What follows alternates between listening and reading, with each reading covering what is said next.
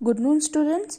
तो इससे पहले वाले टॉपिक में हमने रिएक्शन रेट पढ़ा था, जिसके बारे में अपन ने उसका ग्राफ देखा, उसकी यूनिट देखी एंड उसकी डेफिनेशन देखी। तो चलिए बिना टाइम वेस्ट किए अब हम आगे के टॉपिक्स पढ़ते हैं। तो आज अपन 3 टॉपिक्स पढ़ेंगे एक साथ, 2 definition and 1 factor. Average rate of reaction पढ़ेंगे, इंस्टेंटेनियस रेट ऑफ रिएक्शन पढ़ेंगे and the factors affecting rate of reaction वो हम देखेंगे। तो चलिए स्टार्ट करते हैं। पहला अगर पढ़ते हैं अपन एवरेज रेट ऑफ रिएक्शन, तो अगर इसको हम सिंपल वे में अगर मैं डिफाइन करूँ तो एवरेज रेट ऑफ रिएक्शन को अगर डिफाइन करें तो वो होता है कि it depends average rate reaction की जो रेट ऑफ रिएक्शन है वो डिपेंड करती है मोलर कंसंट्रेशन पे। अब आप बोलोगे कि मोलर कंसंट्रेशन क्या होता है, तो मोलर कंसंट्रेशन क्या होता है कि concentration of a solute in a given solution, जिसको हम कहते हैं N/V से रिप्रेजेंट करते हैं। तो यही simple average rate of reaction क्या होता है, जिसकी कंसंट्रेशन, रेट ऑफ रिएक्शन की कंसंट्रेशन डिपेंड करती है molar concentration of a reactant, molar concentration of a reactant which keep on decreasing with the passage of time. जो रिएक्शन की concentration है रिएक्टेंट की, वो तो डिक्रीज होगी with the passage of time, while जो प्रोडक्ट की कंसंट्रेशन वो कीप ऑन इंक्रीजिंग। तो यही है सिंपल रेट ऑफ रिएक्शन, और इसे ही हम कहते हैं एवरेज रेट ऑफ रिएक्शन, जिसको डिनोट करते हैं del x by del t से। सिंपल डेफिनेशन है, कुछ नहीं होता। एग्जाम में सिर्फ 1 और 2 मार्क्स की डेफिनेशन आएगी, जो कि आपको सेम एज इट इज लिख के आनी है। नाउ सेकेंड, अगर हम रिएक्शन की बात करें तो वो होता है इंस्टेंटेनियस रेट ऑफ रिएक्शन, जो कि नाम से पता चलता है इंस्टेंट। इंस्टेंट इन केमिस्ट्री में अगर हम बात करें कि इंस्टेंट, तो इसका मतलब क्या होता है at time t equals to 0, जो कि बिल्कुल स्टार्टिंग, मतलब जो स्टार्ट भी नहीं हुआ, उसे हम इंस्टेंटेनियस रेट ऑफ रिएक्शन कहते हैं। चलो देख लेते हैं इसको क्या होता है। The rate of reaction at any instant of a time is the rate of change of concentration of any one of the reactant और a product of at that particular moment of time. जो मैंने कहा वही definition ने कहा है कि जो at a particular instant of time पे जो रिएक्शन होती है, और यहाँ पर एक बात नोट करने की है कि जो चेंज इन द कंसंट्रेशन होती है वो दोनों में से एक में होगी, या तो सिर्फ रिएक्टेंट में होगी या सिर्फ प्रोडक्ट में होगी। तो यह है instantaneous rate of reaction. Average rate of reaction में हमने क्या देखा, एक बार फिर रिवाइज कर लेते हैं कि ये इसकी जो रेट ऑफ रिएक्शन है वो डिपेंड करती है मोलर कंसंट्रेशन ऑफ रिएक्टेंट, और जो मोलर कंसंट्रेशन ऑफ रिएक्टेंट है वो डिक्रीज होता जाता है decrease with the passage of time. जैसे जो टाइम के साथ वो डिक्रीज होता जाता है रिएक्टेंट की कंसंट्रेशन, पर जो प्रोडक्ट की कंसंट्रेशन होती है वो तो इंक्रीज होती जाती है, और जिसका डेफिनेशन हमने ये देखा।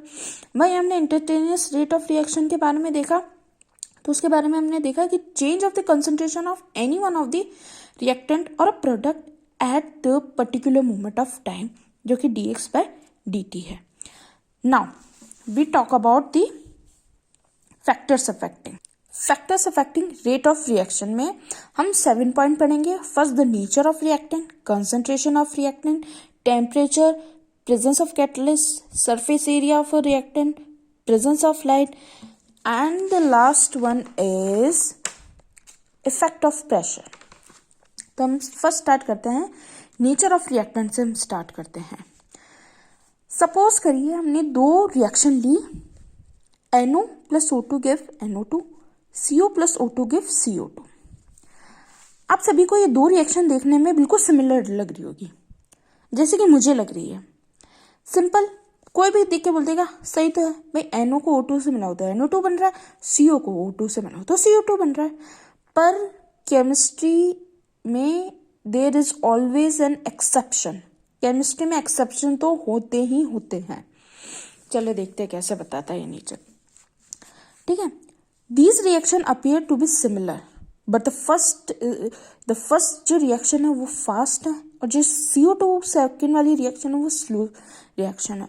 और हमें पता है केमिकल काइनेटिक्स में जो स्लोएस्ट स्टेप होता है वो होता है रेट डिटरमाइनिंग स्टेप। सब जानते हैं इसको। तो मैंने वही बोला कि देखने में ही अपन को रिएक्शन बिल्कुल सिमिलर लग रही है, पर नहीं, केमिस्ट्री के बिहाफ से देखोगे तो एक्सेप्शन है इसमें कि फर्स्ट जो रिएक्शन है वो फास्ट है और सेकंड रिएक्शन है वो स्लो है।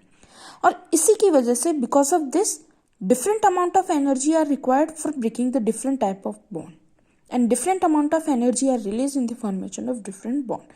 पर जब दोनों की ही केमिस्ट्री अलग है तो किसी को भी मतलब डिफरेंट अमाउंट ऑफ एनर्जी लग सकती है बॉन्ड तोड़ने में और बॉन्ड बनाने में, तो वही नेचर ऑफ रिएक्टेंट में बताया है.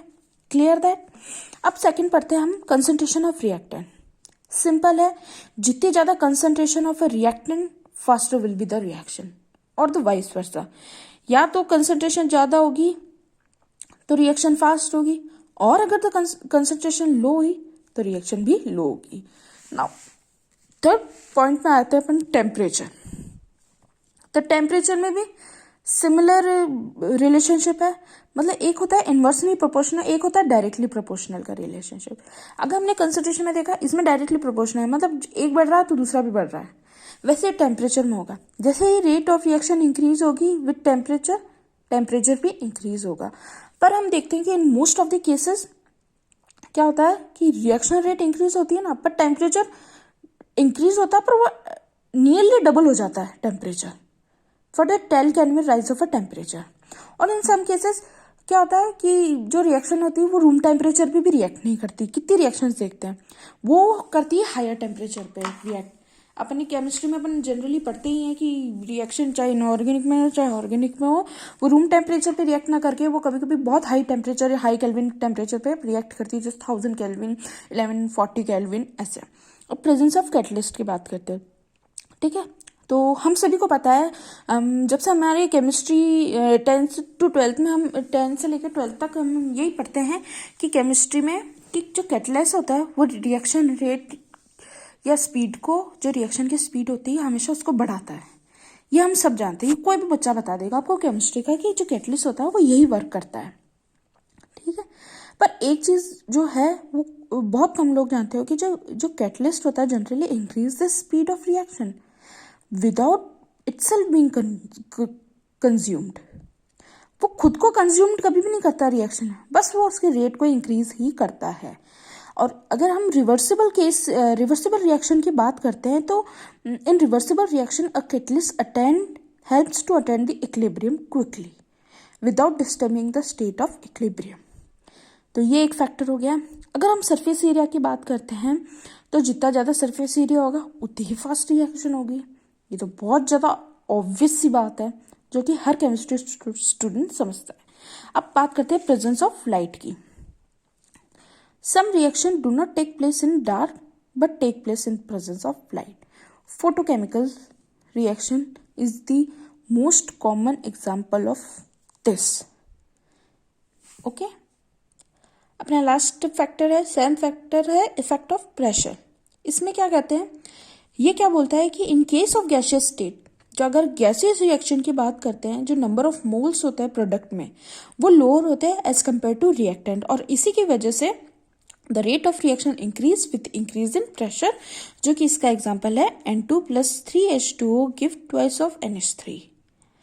तो ये जो 3 टॉपिक आज हमने पढ़े हैं उसमें से मोस्ट इम्पॉर्टेंट जो है क्वेश्चन बनता ही है factors affecting rate of reaction पे.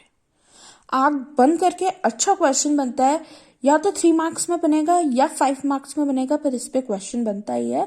सो इसको तो आप मोस्ट इम्पॉर्टेंट रख लेना, इसको तो आपको समझना ही अच्छे से, एग्जाम में आता ही आता है.